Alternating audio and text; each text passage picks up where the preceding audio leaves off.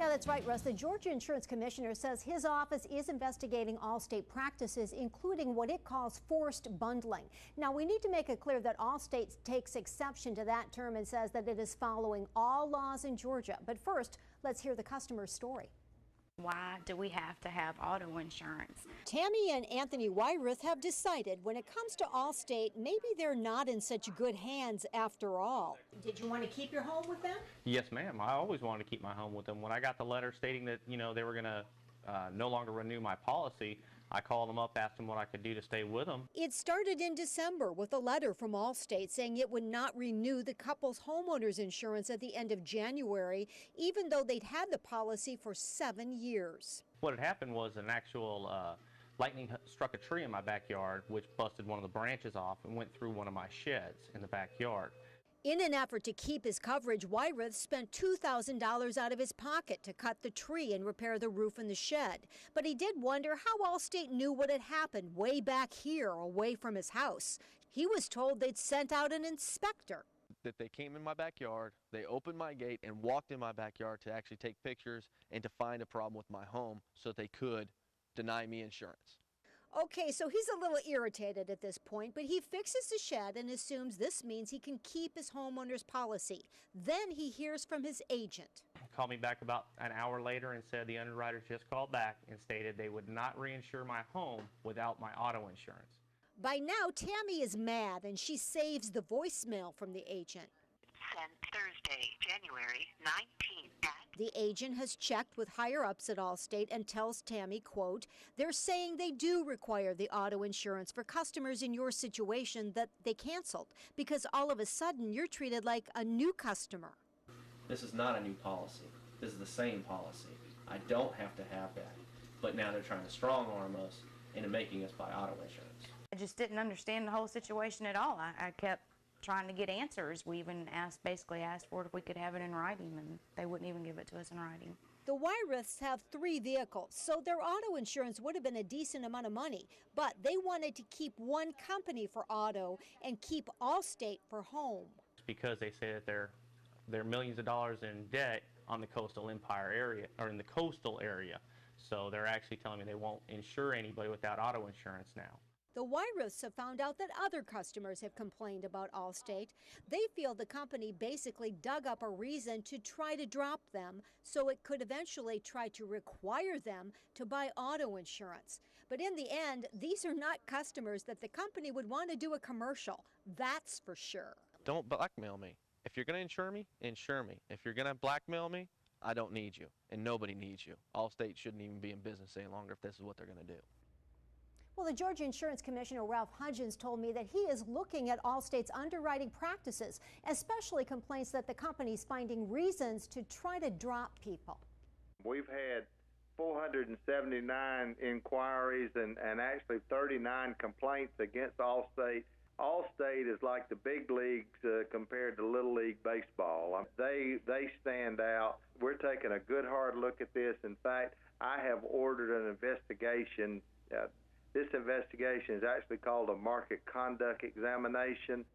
Well, Hudgens says requiring bundling to renew a policy is illegal in Georgia, but an Allstate spokesman told me that is not what the company is doing. First spokesman Tracy Owens told me Allstate is complying with all laws in Georgia.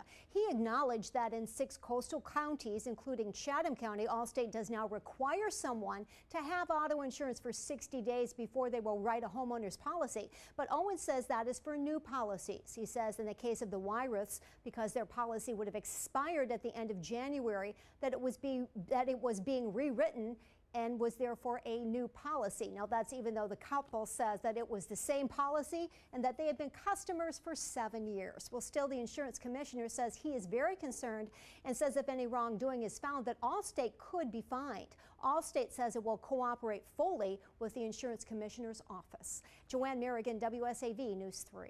It's touched me in a personal way, which is why I'm hard to be sort of businesslike.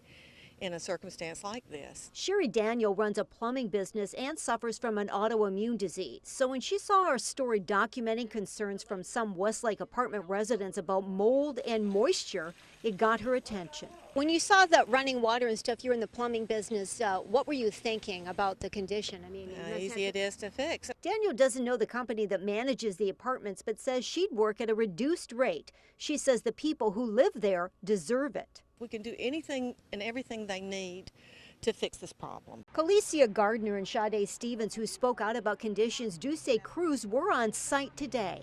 They're fixing my sink over and putting new cabinets in. Okay, so they are looking at that mold underneath? Yeah, they removed it. They removed the whole sink.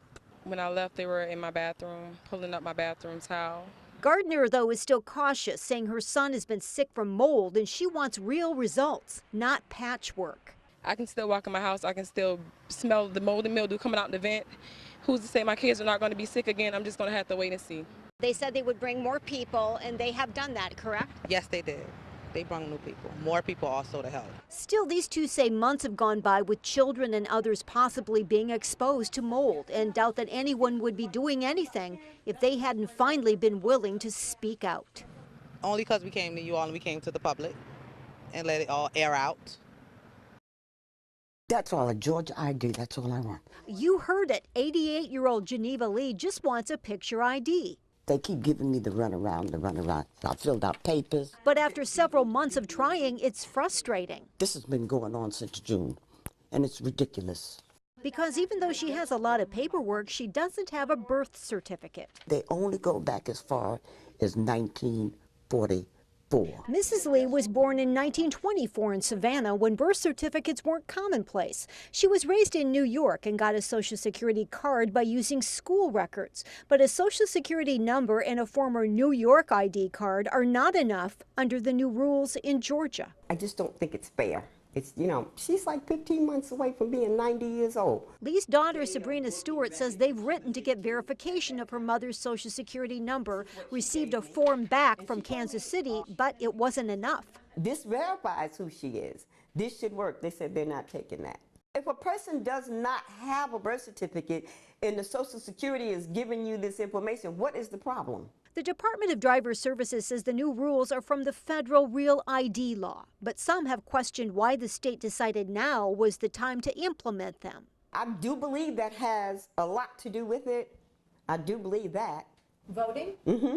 Oh, yeah, I do believe that. It has a lot to do with it. I had all these papers, all these papers. Mrs. Lee doesn't know what to think about all the delays, but sure wants her picture ID. But something is not right. At all.